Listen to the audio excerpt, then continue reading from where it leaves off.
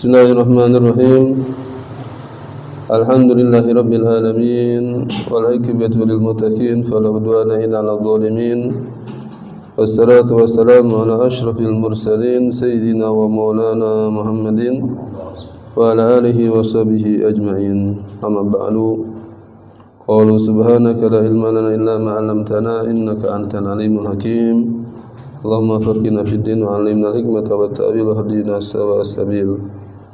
Al-mukarramun wal muhtaramun para asatidz dan juga segenap hadirin jamaah jamiah Musalah Nurul Huda, semoga semuanya senantiasa dalam kesehatan, dalam keberkahan, dan Allah Ta'ala panjangkan umur kita dalam taat kepada Allah Subhanahu Wa Ta'ala. Amin ya Rabbal Alamin.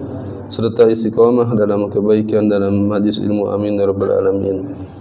Alhamdulillah, kita telah mengawali perjumpaan kita dengan membaca tahlil dan juga telah kita hadiahkan pahalanya kepada almarhum dan almarhumah dari keluarga kita sekalian. Mudah-mudahan orang tua kita, guru kita, khususnya dan umumnya amwatul muslimin senantiasa dalam rahmat Allah Subhanahu Wa Ta'ala.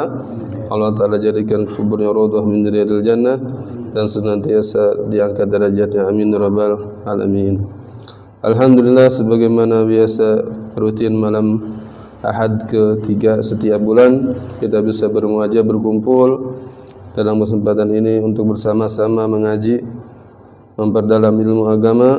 Mudah-mudahan apa yang kita lakukan diberikan keridhaan Allah Subhanahu Wa Ta'ala dan menjadikan sebab Allah Ta'ala senantiasa memberikan istiqamah dalam kebaikan. Amin ya Rabbal Alamin. Bismillahirrahmanirrahim.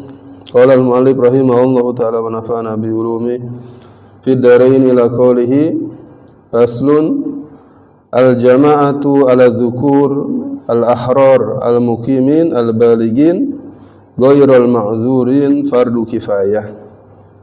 Pembahasan tentang syarat berjamaah dan syarat wajib menetapkan jamaah dan syarat wajib untuk melaksanakan Jumat. Ya, ada dua pembahasan dalam pasal ini. Pertama tentang syarat berjamaah dan yang kedua tentang syarat Jumat. Ya. Al-jama'atu ala dzukur, disebutkan melaksanakan sholat jamaah atas laki-laki, al-ahrar dan yang merdeka, al-muqimin yang menetap, al-balighin yang dewasa, ghairul ma'dzurin fardu kifayah, selain daripada orang-orang yang memiliki uzur maka itu hukumnya fardu kifayah. Jadi salat jamaah hukum menurut kitab Sulamut Taufik adalah fardu kifayah, yaitu idza qama bihil ba'du saqatal haraj anil bakin. Apabila dilaksanakan oleh sebagian orang dari satu kampung tersebut, maka dosa yang lain yang tidak melaksanakannya tidak berdosa. Itu namanya fardu kifayah. Tetapi bukan berarti sudah diwakilkan kemudian meninggalkan, tidak. Sebaiknya, sebagusnya kita melaksanakan sholat berjamaah. Ya, harus betul-betul diusahakan begitu. Karena Nabi SAW mengatakan salatul jamaah afdalu min salatil fadh bisab'in wa isrina darajah. Salat berjamaah lebih utama, lebih afdal daripada salat sendirian dengan 27 derajat. Disebutkan oleh Imam Ibnu Abbas, antara satu derajat dengan derajat yang lain itu seperti jauhnya seperti langit dan bumi.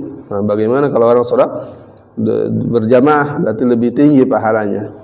Dan subhanallah, dalam berjamaah itu semuanya baik, karena disebutkan dalam riwayat ketika sholat berjamaah Allah Subhanahu Wa Ta'ala memandang kepada hati imam. Kalau hatinya bagus, lurus, khusyuk, maka semua Allah terima sholatnya. Ya, meskipun di antara jamaah itu sholatnya ada yang tidak khusyuk, yang kurang bagus bacaannya, dengan sebab imam tersebut bacaannya, hatinya bagus, khusyuk, hudu kepada Allah, maka semua diterima oleh Allah Subhanahu Wa Ta'ala. Kemudian yang kedua, kalau seumpama imam tersebut tidak khusyuk, ya, Allah Ta'ala melihat kepada jamaah tersebut. Di antara jamaah barangkali ada yang sholatnya khusyuk, ada yang hudu, tenang, maka dengan satu orang tersebut semuanya Allah terima jamaahnya. Kalau tidak ada yang khusyuk, yang ketiga tetap Allah terima sholatnya dengan sebab wasilah kebersamaan. Itu dengan sebab kebersamaan dan kesatuan daripada orang tersebut di suatu tempat. Inilah keuntungan daripada sholat berjamaah. Ya, bahkan disebutkan dalam hadis tentang anjuran berjamaah. Ma min salasah fi qaryatin aw badwin la tuqamu fihimul jamaah illa istahwadha alaihimus syaitan. Fa alayka bil jamaah fa innama yakulu dhi'bu minal ghanamil qasiyah.